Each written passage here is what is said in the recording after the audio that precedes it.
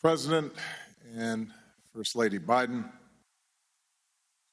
Vice President Harris and Second Gentleman Emhoff, Leader Schumer,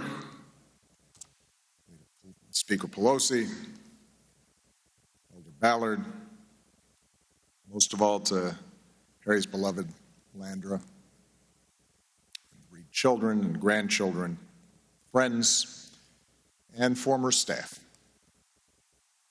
It is a great honor to be with you today to pay tribute to my friend Harry Reid. Now, to be clear, and as Chuck mentioned in his remarks, I suspect Harry himself would not have wanted to sit through this thing.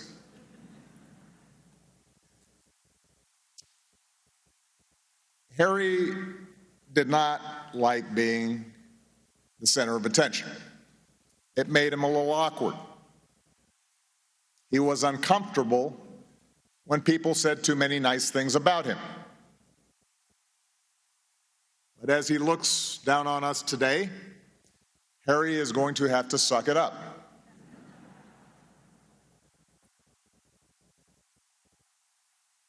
Because few people have done more for this state and this country than this driven, brilliant, sometimes irascible, deeply good man from Searchlight, Nevada.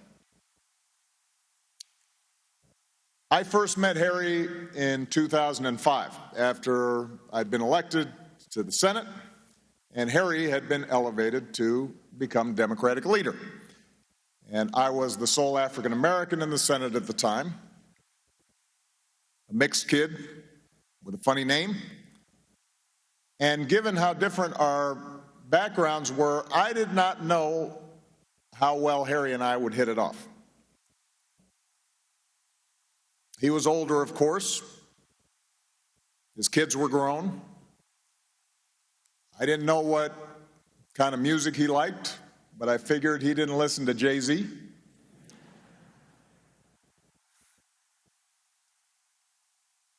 On the issues, he had a reputation for being a little more conservative than I was, reflecting the politics of his western state. So he invited me to his office for a chat shortly after I'd been sworn in. There was not a lot of small talk. In fact, there was not a lot of talk at all. He asked me what committee assignments I wanted. I told him. He said he'd see what he could do. Half the time, his voice was so soft, I could barely hear what he was saying. Afterwards, my senior colleague from Illinois, Dick Durbin, asked me how it went. I said, man, I don't know.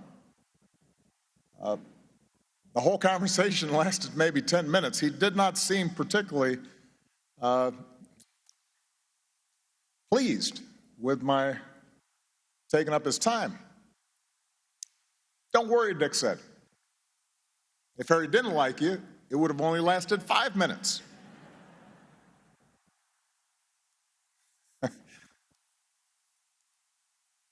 That was Harry. As has been observed, Harry was not a schmoozer or a backslapper. He did not regale you with long, drawn-out stories, and he did not appreciate long, drawn-out stories. Despite the years he'd spent in Congress, despite all the power he wielded, his reputation as being the consummate Washington insider, what I came to realize was that Harry always remained something of an outsider in Washington. Which makes sense, given the remarkable path to the Senate that he had taken, a path that was at least as unlikely, if not more unlikely, than mine.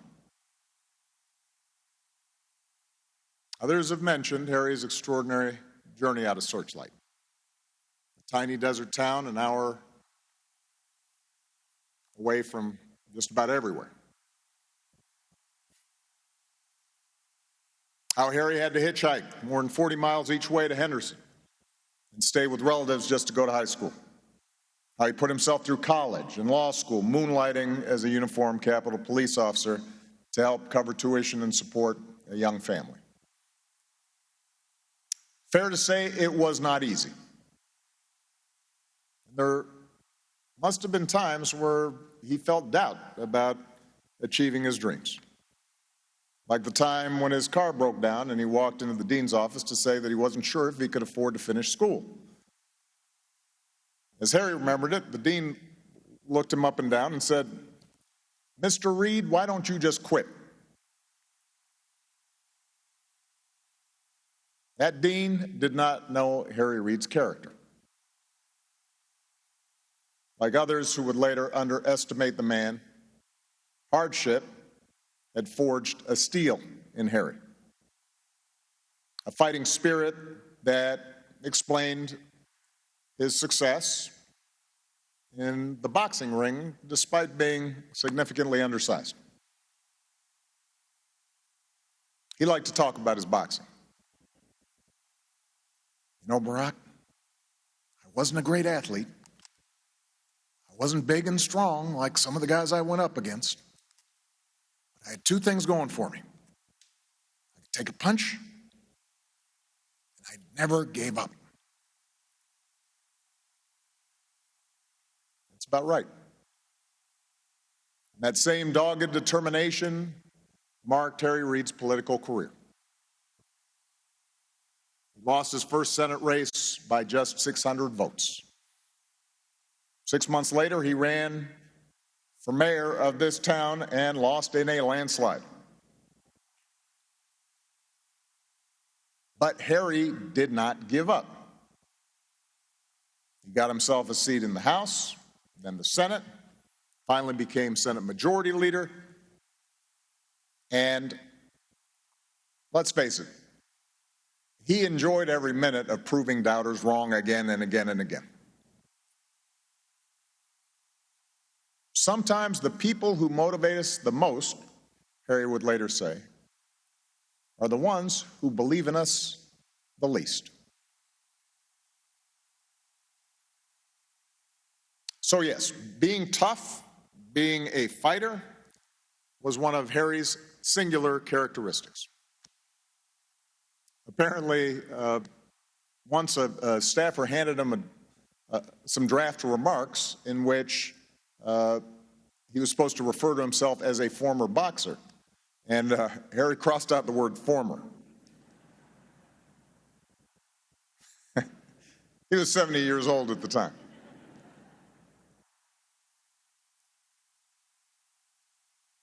But there were other aspects to Harry's character that helped explain his extraordinary achievements.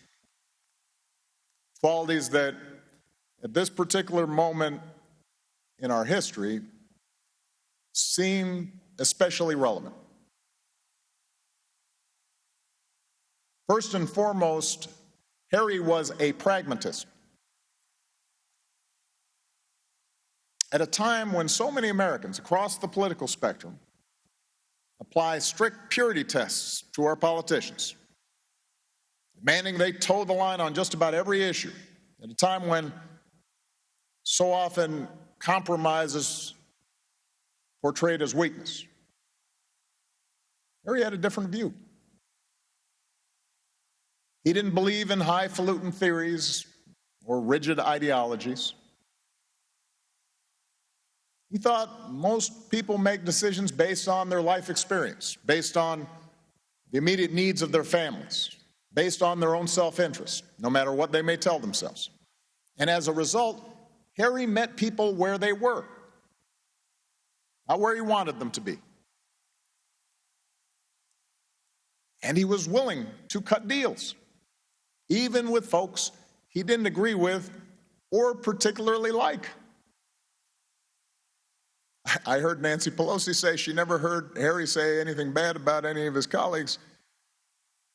I don't know about that, Nancy. But he would work with them. I love Nancy, but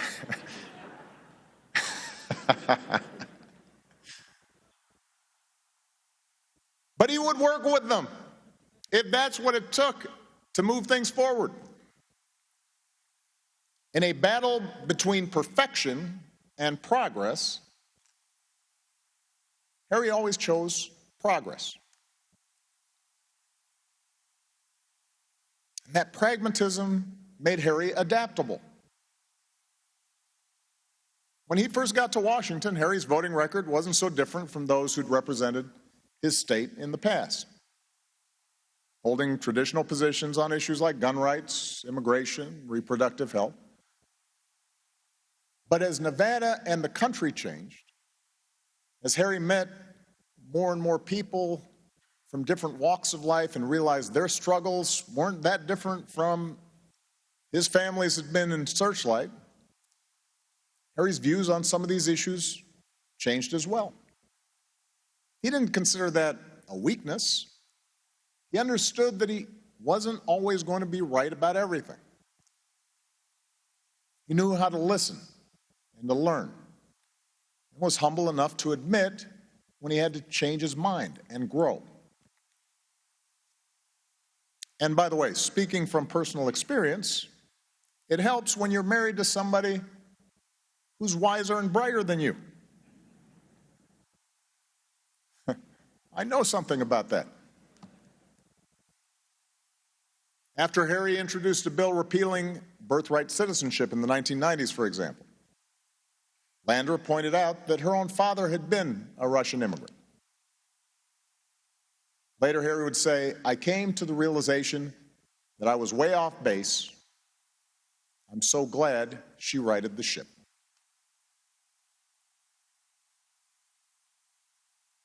Now, of course, there are plenty of politicians who change their positions just because they want to get reelected. They've got their fingers out to the wind. They're interested in clinging to power for its own sake. But for Harry, the whole point of holding office, the whole point of wielding power, was to actually get things done on behalf of those he represented. During his time as leader, that is exactly what he did. He got things done.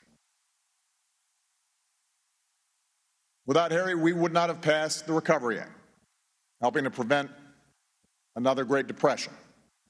Without Harry, we wouldn't have saved people's jobs, helped people stay in their homes. Without Harry, we would not have passed Wall Street reform, reining in some of the worst abuses of the financial industry. Without Harry, there would be no Affordable Care Act. People forget that there were many times during the debate over health care reform when it looked like nothing was going to get passed. But Harry, working with Nancy Pelosi in the House, working with then Vice President and now President, my partner in this fight, Joe Biden, Harry refused to give up, maneuvering and applying pressure like only he could. The deals Harry made to get that law done didn't always look pretty. They got votes. Whenever I would object to a change he wanted to make, whether because of some policy concerns or worries about the optics, Harry would tell me, with some exasperation in his voice, "Mr. President, you know a lot more than I do about health care policy, okay? But I know the Senate." And he was right. Harry did know the Senate better than just about anyone else. More importantly, he understood why the work we were doing mattered. Growing up, Harry's family didn't have health care. He told me he didn't even know what it was. When Harry's brother broke his leg, he stayed in bed and waited for it to heal. When his father needed a tooth removed, he yanked it out himself. Harry remembered those times. He knew what that was like. So when Harry put everything he had into passing the ACA, he didn't do it to burnish his own legacy. He did it for the people back home and families like his who needed someone looking out for them when nobody else was.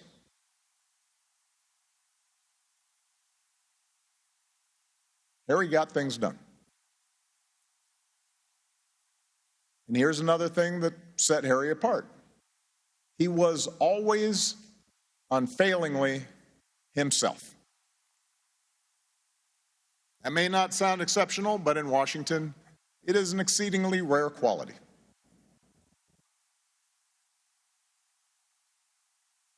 Harry was the first to admit he wasn't the most charismatic or politically correct speaker. After a press conference, he'd sometimes go up to a staffer and say, "Okay, tell me everything I did wrong." But Harry knew who he was. And he had the distinct advantage of not really caring what other people thought of him. In a town obsessed with appearances, Harry had a real vanity deficit. He didn't like phonies. He didn't like grandstanding. He was proud of the fact he didn't own a tuxedo. When he had to go to fundraisers, he would try to get out in under 10 minutes. And apparently the only White House congressional picnic Harry ever attended was for his son Key's benefit. Key wanted to impress a girl he was dating at the time. Key and Miley ended up getting married, so Harry grudgingly admitted it was worth the sacrifice.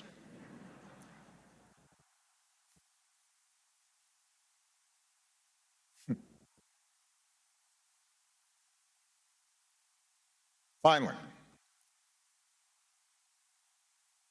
for all of Harry's toughness, for all his hard-nosed views about politics, Harry loved his family, loved his staff, and Harry was a true and loyal friend. During my time in the Senate, he was more generous to me than I had any right to expect. He was one of the first people to encourage me to run for president, believing that despite my youth, despite my inexperience, despite the fact that I was African American, I could actually win, which at the time made one of us.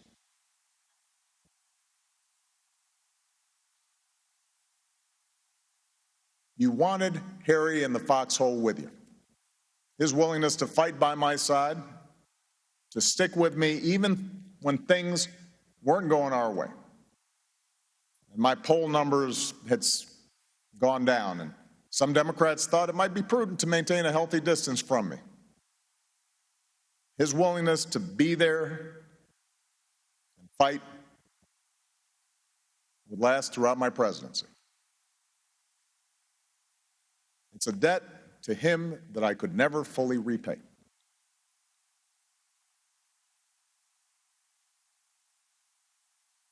I remember toward the end of my time in the White House, Michelle and I invited Harry and Landra over for dinner along with Joe and Jill and Nancy and Paul, Chuck and Iris.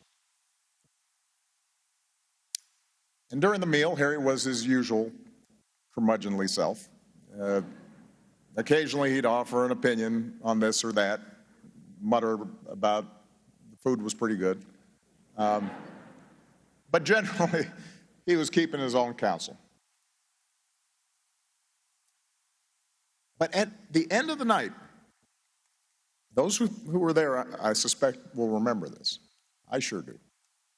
Harry suddenly asked for everyone's attention. "Listen," he said, "everybody here knows that I don't show a lot of emotion, okay? That's just how I grew up. I just want to say that I'm really proud of what I've done with this president, and that I love this guy. And then, without any warning, he leaned over and kissed me on the cheek.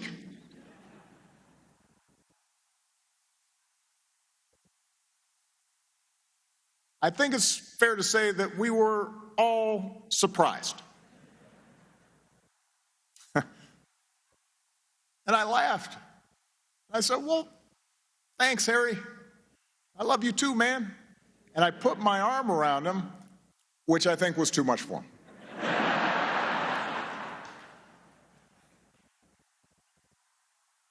Because he said, well, okay then, it's past my bedtime. And with that, he and Landra headed for the door.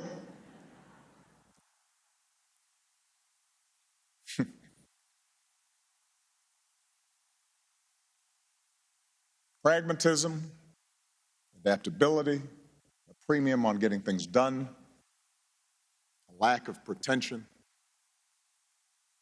an abiding loyalty. That's what Harry Reid represented. A man of old school virtues. They are qualities that are in short supply these days. And yet, it seems to me they are precisely the qualities our democracy requires. Harry understood we don't have to see eye to eye on everything in order to live together and be decent toward each other. And that we can learn to bridge differences of background and race and region. He knew that our system of government isn't based on demanding that everybody think exactly the same way. In fact, it presumes that in a country as big and diverse as ours, people rarely will. But we can still work together. Harry may have been a proud Democratic partisan. He didn't shy away from bare-knuckle politics, but what is true is that I never heard Harry speak of politics as if it was some unbending battle between good and evil. Because he knew what was true for himself was true for everybody, that we're all a bundle of contradictions. We all have our flaws. We all have our blind spots. But despite all that, it was possible for us to affirm our collective humanity, because that's what made America great.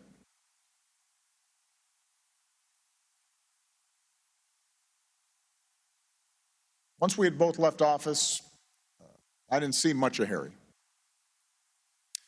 But we'd call each other on the phone from time to time.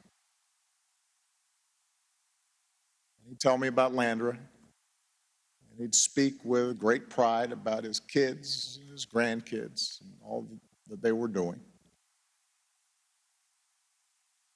He told me about his illness and the treatments he was going through and what was keeping him busy. And at some point during those calls, he'd usually mention somebody he'd run into who had thanked him for getting them health care or saved their job. And particularly in recent months, maybe knowing that he didn't have much time left, he'd allow himself a hint of nostalgia and talk about how together we'd made a darn good team. We'd done pretty well for the American people.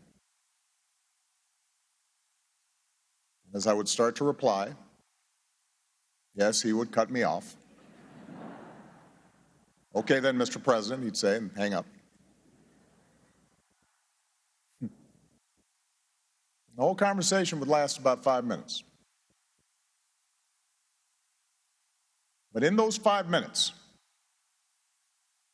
he'd communicate more than some folks do in a couple hours.